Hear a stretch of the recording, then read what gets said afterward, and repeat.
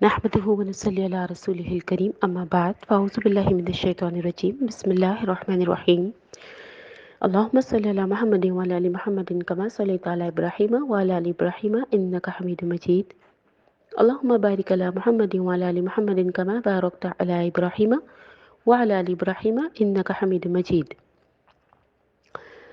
جیسے کہ ہم پچھلے لیسن میں دیکھ رہے تھے کہ نبی صلی اللہ علیہ وسلم کے ازواج مطہرات کے بارے میں، تو یاد رکھیے گا کہ نبی صلی اللہ علیہ وسلم نے یہ ثابت کیا کہ اگر ایک سے زیادہ زوج ہوں یا ازواج ہوں تو سب کو برابر حق دیا جائے۔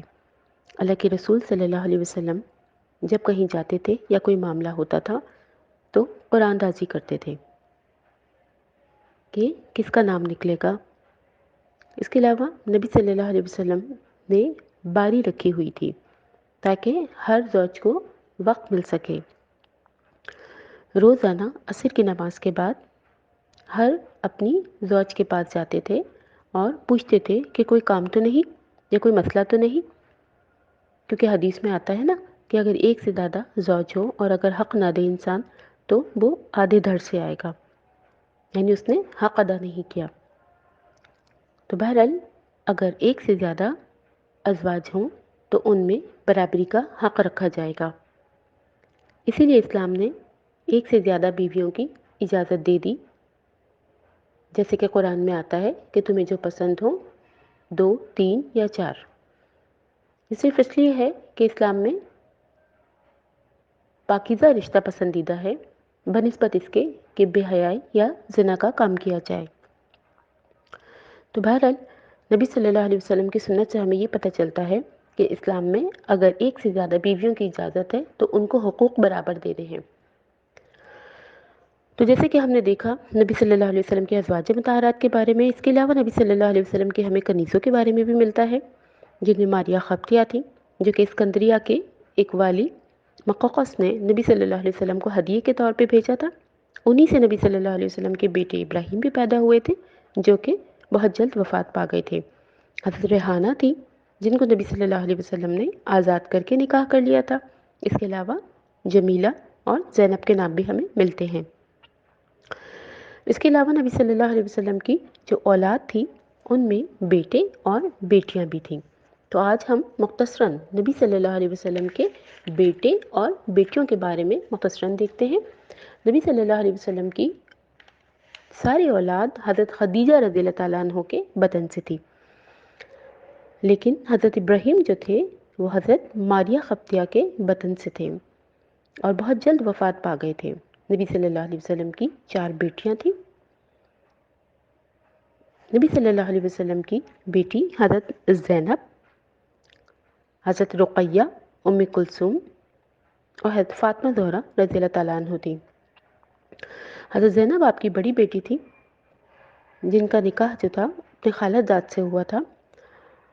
ان کی ایک بیٹی تھی امامہ، جن سے نبی صلی اللہ علیہ وسلم کو بہت محبت تھی۔ آپ نے سنی ہے نا کچھ احادیث کہ اللہ کے رسول نماز پڑھا رہے ہوتے تھے تو حضرت امامہ آ جاتی تھی، اللہ کے رسول سجدے طویل کر دیتے تھے، ڈانٹتے نہیں تھے کہ میری نماز خراب کر دی، بلکہ اپنے سجدے کو طویل کر لیتے تھے اور بہت محبت کرتے تھے۔ حضرت زینب کا ایک بیٹا بھی تھا علی، جو کہ سن بلوغت کو پہنچنے سے پہلے ہی وفات پا گئے تھے۔ پھر حضرت رقیہ اور ام کلثوم کی 2 نبی صلی اللہ علیہ وسلم کی بیٹیاں تھیں۔ دونوں کا نکاح جو تھا ابو لہب کے بیٹے عتبہ اور عتیبہ سے ہوا تھا۔ رخصتی نہیں ہوئی تھی، لیکن چونکہ وہ اللہ کے رسول کا دشمن تھا تو دونوں بیٹیوں کو طلاق دلوا دی تھی۔ بعد میں حضرت رقیہ کا نکاح حضرت عثمان سے ہوا، لیکن حضرت رقیہ کا جب انتقال ہو گیا، صرف 20 سال کی عمر میں حضرت رقیہ کا انتقال ہوا، تو اس کے بعد دوسری بیٹی ام کلثوم کا نکاح حضرت عثمان سے کر دیا گیا۔ اسی لیے حضرت عثمان کو ذو النورین کا لقب ملتا ہے۔ ذو النورین کا کیا مطلب ہے؟ ذو کا مطلب 2، نور کا مطلب نور، نورین نور والے۔ جب یا اور نون آخر میں لگ جاتا ہے تو پلورل ہو جاتا ہے۔ تو ذو النورین کا مطلب 2 نور والے۔ تو 2 نور کا مطلب اللہ کے رسول کی 2 بیٹیاں حضرت عثمان غنی کو آئی تھیں۔ تو حضرت ام کلثوم نے بھی جب وفات پائی تو آپ کا نماز جنازہ نبی صلی اللہ علیہ وسلم نے پڑھوایا، خود پڑھایا۔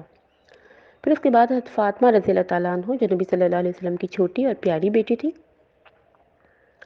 حضرت فاطمہ کا نکاح آپ جانتے ہیں حضرت علی رضی اللہ تعالیٰ عنہ سے ہوا. ان سے 3 بیٹے اور 2 بیٹیاں تھیں.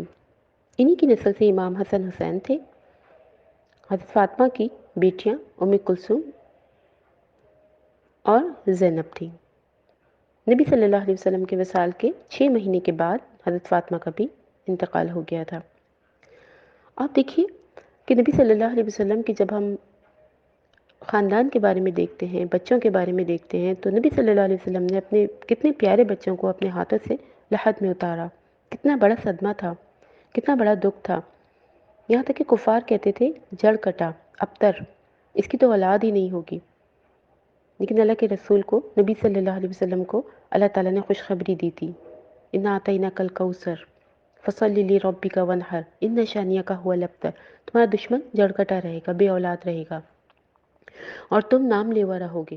آپ دیکھیے آج اللہ کے رسول کا نام لینے والے پوری دنیا میں مشہور ہیں، اور ہر وقت اللہ کے رسول کا نام نماز اور اذان میں لیا جاتا ہے.